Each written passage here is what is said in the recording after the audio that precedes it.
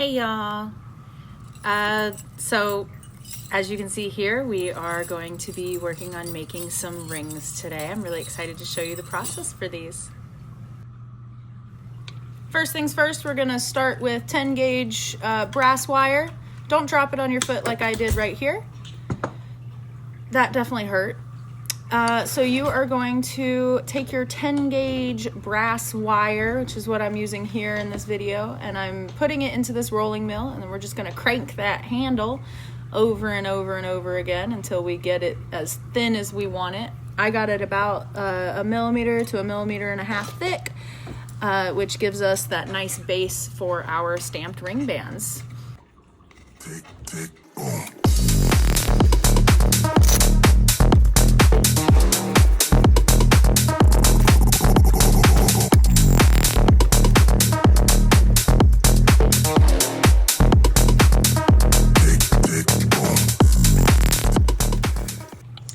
So here I am going to be measuring the ring bands by linear inch, which is the circumference of the ring.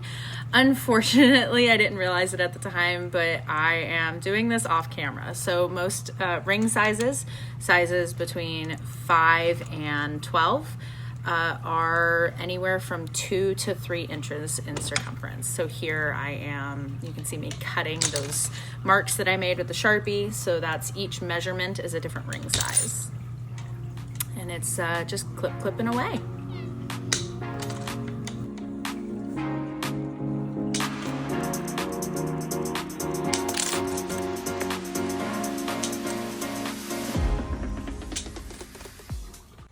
The next part of the ring making process here is picking out the stamps that I'm going to use. Because I was focusing on making Zodiac rings, I decided to make Libra and Scorpio stamps. So here you can see me picking out the Scorpio stamp. I'm going to be finalizing some Libra rings and then making Scorpio rings. Yep, showing off the stamps. This particular stamp here is called a Maker's Mark stamp. That stamp is my own personal design that I stamp on the inside of all of my rings. So you'll see me do the Maker's Mark first, and then I'll flip the band over to do the Zodiac sign. And it's a big hammering process. So here I'm flipping it so I can hammer in that Zodiac sign. And then it'll be a big old game of whack-a-mole after that.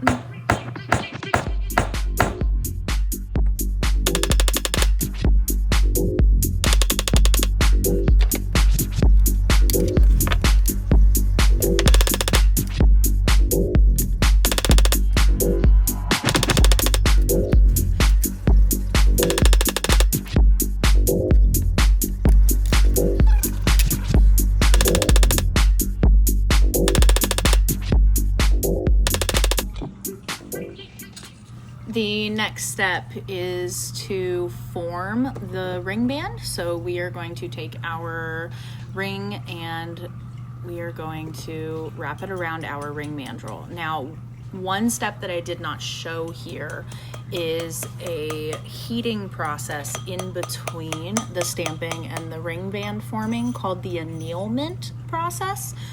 That's where you heat up the metal and then you quench it, typically in water, and that softens precious metals like brass, silver, and gold up to a point where you can then start working with them.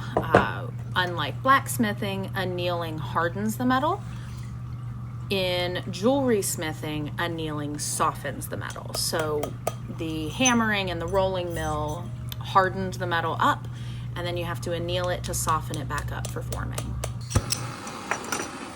Now, this next step is my favorite because it involves fire.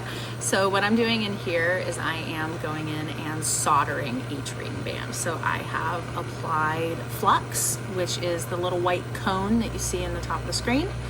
I have applied flux to each ring band and a small piece of silver solder, and I am just torching it to get that solder to flow and to make them solid ring bands.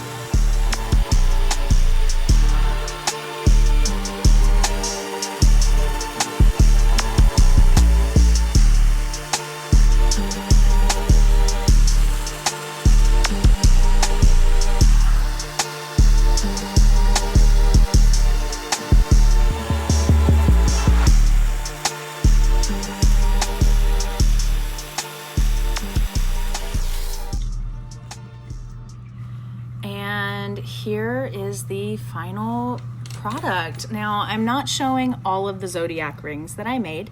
I did make some fun rings that say things like kitten or good boy on them, as well as the Libra and Scorpio rings that I showed you guys the making process of. These rings are incredibly easy to make, and that's why I make them. They are so much fun, and I hope you like them.